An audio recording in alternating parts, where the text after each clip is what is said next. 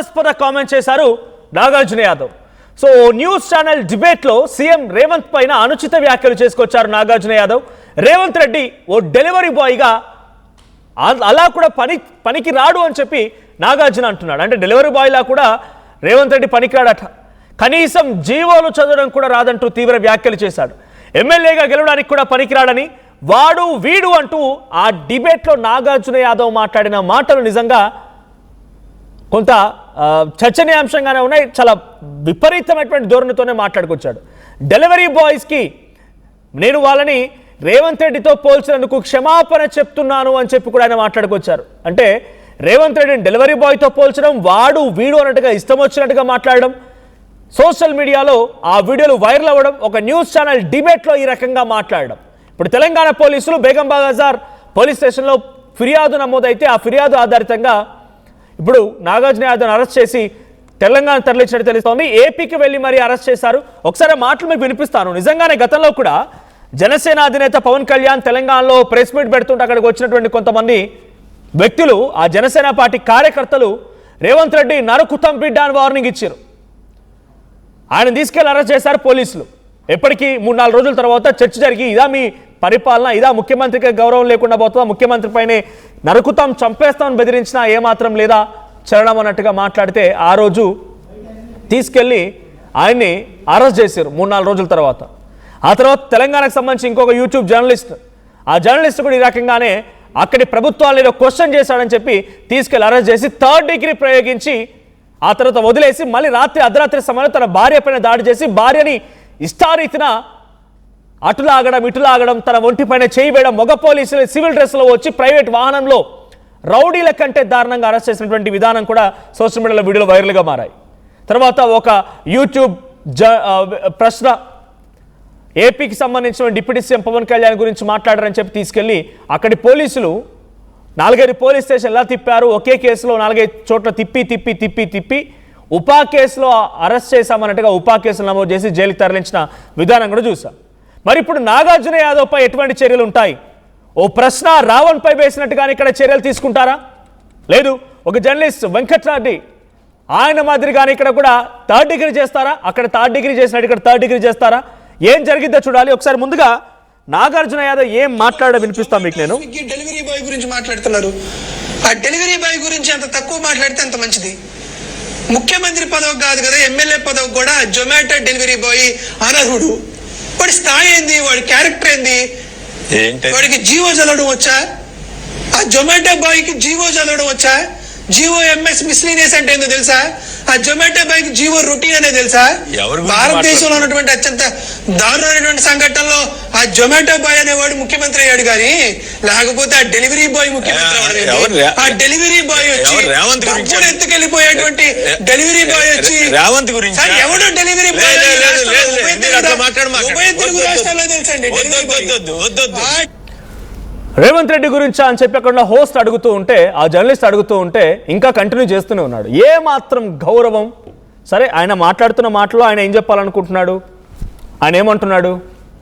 ఇప్పుడు గతంలో నోటుకు సంబంధించిన విషయంలో డెలివరీ అని చెప్పిన దాని పదాన్ని ఉపయోగించి ఇక్కడ డెలివరీ వాడు వీడు ఇష్టం వచ్చినట్టుగా ఇదే వాడు వీడు అనే పదాల సోషల్ మీడియాలో లేకపోతే ఒక మీడియా ప్యానలిస్ట్ అయిపోగానే వాడు వీడు అంటే సరిపోతుందా? ఇష్టారీతిన మొన్న కూడా డైరెక్ట్గా నరకేస్తామనడం. సో ఇప్పుడు మరి ప్రశ్న రావణ్కి పడ్డటువంటి శిక్షలే ఇప్పుడు వెంకట్రెడ్డికి అక్కడ తెలంగాణ ఏపీ పోలీసులు తీసుకెళ్లి 3rd డిగ్రీ చేసినట్టుగానే ఈ నాగార్జున యాదవ్ పైన అటువంటి శిక్షలే ఉంటాయా? ఏం జరిగిందో చూడాలి. జస్ట్ ఒకసారి మనం విజువల్ చూద్దాం. ఇందాకోసారి వచ్చినట్టు సీసీటీవీ విజువల్ చూస్తూ ఉంటే ఆ వ్యక్తిని నాగార్జున యాదవ్ అరెస్ట్ చేస్తున్నటువంటి విజువల్స్ మనకు కనబడుతున్నాయి. ఆయన నివాసానికి వెళ్ళి గుంటూరు నుంచి అరెస్ట్ చేసి తీసుకొస్తున్నారు. బేగం బజార్ పోలీస్ స్టేషన్లో ఆయనపై నమోదైనటువంటి కేసు ఆధారితంగానే పోలీసు అక్కడికి వెళ్ళి అరెస్ట్ చేసుకొచ్చారు. సో ఇంతటి అనుచిత వ్యాఖ్యలు, ఇష్టం వచ్చినట్టుగా వాడు వీడు ఇష్టం వచ్చినట్టుగా పరుష పదార్థాలు ఉపయోగించి ఏకవచనంతో డెలివరీ బాయ్ అనడం, ఇంకా దారుణంగా ఉన్నాయి కొన్ని మాటలు, వినిపించినటువంటి మాటలు కూడా ఉన్నాయి. సో దీనికి సంబంధించి మరిన్ని అప్డేట్స్ ప్రతినిధి సాయి అందిస్తారు. సాయి, నాగార్జున యాదవ్ పైన ఇక్కడ తెలంగాణలో బేగం బజార్ పోలీసులు కేసు నమోదు చేశారు, అరెస్ట్ చేశారు. దీనిపై వైసీపీ రియాక్షన్ ఏంటి?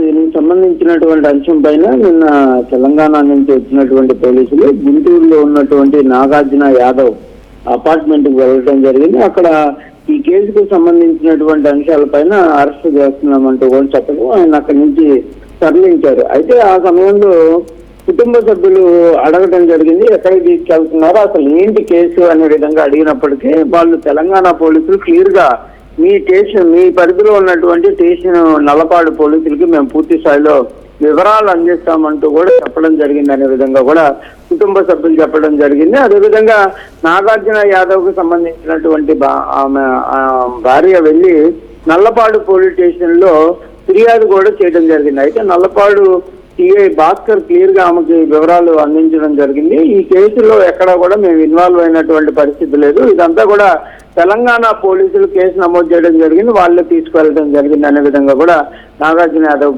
భార్యకి చెప్పడం జరిగింది. అయితే దీనిపైన వైఎస్ఆర్సీపీ పార్టీకి సంబంధించినటువంటి కొంతమంది అయితే ఇప్పటికే రెస్పాండ్ అవ్వడం జరిగింది. ఎలాంటి కనీసం నోటీసులు లేవు, ఏమీ లేదు, ఏ కేసులో అరెస్ట్ చేస్తున్నారు అనేది కూడా చెప్పకుండా అరెస్ట్ చేయడం ఏంటంటూ కూడా వాళ్ళందరూ అయితే ఖండిస్తున్నటువంటి పరిస్థితులు ఉంది. ఒకవేళ అరెస్ట్ చేయాలనుకునే వాళ్ళు ముందుగా నోటీసులు ఇవ్వాలి, ఏ కేసులు అరెస్ట్ చేస్తున్నారు అనేది కూడా కుటుంబ సభ్యుల కన్నా కనీసం సమాచారం ఇవ్వాలి కదా అనే విధంగా కూడా వాళ్ళైతే ప్రశ్నిస్తున్నారు. మరి చూడాలి. ప్రజెంట్ అయితే బేగం బజార్ పోలీసులు అయితే నాగార్జున యాదవ్ అదుపులోకి తీసుకోవడం జరిగింది. నిన్న ఆదివారం అవడంతో కోర్టులో కూడా ప్రొడ్యూస్ చేసేటటువంటి పరిస్థితి ఉండదు. ఈ రోజు కంపల్సరిగా విచారణ చేపట్టిన తర్వాత కోర్టులో ప్రొడ్యూస్ చేసేటటువంటి అవకాశాలు ఉన్నట్లు తెలుస్తుంది. మరి నాగార్జున యాదవ్ కు సంబంధించి ఎలాంటి కేసులు నమోదు చేస్తారు, ఏ సెక్షన్ల కింద కేసు నమోదు చేసేటటువంటి అవకాశాలు ఉంటాయి అనేది కూడా చూడాల్సినటువంటి అంశంగా తెలుస్తుంది. అయితే ఇప్పటికే వైఎస్ఆర్సీపీ పార్టీకి సంబంధించినటువంటి లీగల్ సెల్ ఎవరైతే ఉన్నారో వాళ్ళు ఈ కేసుకు సంబంధించినటువంటి అంశాలపైన బేగం బజార్ పోలీసులతో కూడా మాట్లాడుతున్నట్టు తెలుస్తుంది. అయితే వాళ్ళకు కూడా పూర్తి స్థాయిలో కేసుకు సంబంధించినటువంటి వివరాలు తెలీదు అనే విధంగా కూడా వాళ్ళైతే చెప్తున్నటువంటి పరిస్థితి ఉంది. అయితే మరి ఆ బేగం బజార్ పోలీసులు ఎలాంటి అంటే చేసినటువంటి వ్యాఖ్యలకు సంబంధించిన దానిపైన ఏ కేసులు నమోదు చేస్తారో చూడాలి. ఎందుకంటే ఈ మధ్య కాలంలోనే మనం ప్రశ్న రావణకి సంబంధించినటువంటి అంశంలో ఉపా చట్టాన్ని కూడా వాళ్ళైతే పెట్టినటువంటి పరిస్థితులు ఉన్నాయి. డిప్యూటీ సీఎంకి సంబంధించినటువంటి అంశాలు కానీ, ఆయన చేసినటువంటి వ్యాఖ్యలకి సంబంధించిన దానిపైన కానీ. ఇప్పుడు మరి ఈ కేసుల్లో ఎలాంటి అంశాలు ఉంటాయి, ఇదంతా కూడా డిబేట్ లో, ఒక ఛానల్ డిబేట్ లో జరిగింది కాబట్టి సోషల్ మీడియాకు సంబంధించి ఇప్పుడు ఆ వ్యాఖ్యలు వాళ్ళు సమర్థిస్తున్నట్టేనా? ఈ రకంగా ఏకవచనంతో మాట్లాడడం కానీ, డెలివరీ బాయ్ తో పోల్చడం కానీ, ఇంకా ఎక్స్ట్రీమ్ గా ఉన్నాయి కొన్ని మాటలు కూడా, ఈ వ్యాఖ్యల్ని వైసీపీ సమర్థిస్తున్నట్టేనా? అంటే ఒక ముఖ్యమంత్రిని పట్టుకొని, సరే రాజకీయంగా విభేదాలు ఉండొచ్చు, రాజకీయంగా అనేక రకాల విమర్శలు చేయవచ్చు, అనేక రకాల ఎత్తి చూపొచ్చు, కానీ ఈ భాషని వైసీపీ నేతలు సమర్థిస్తున్నారా? వైసీపీ పార్టీ వాయిసా ఇది? అంటే ప్రధానంగా మనోజ్ ఇక్కడ ఒక అంశం చూడవచ్చు. నాగార్జున యాదవ్ అనేటటువంటి వ్యక్తి వైఎస్ఆర్సీపీ రాష్ట్ర అధికార ప్రతినిధి. ఆయన మాట్లాడినటువంటి వాక్యాన్ని కంపల్సరిగా పార్టీ స్టాండ్ కింద చూడాల్సినటువంటి పరిస్థితులు కనిపిస్తాయి.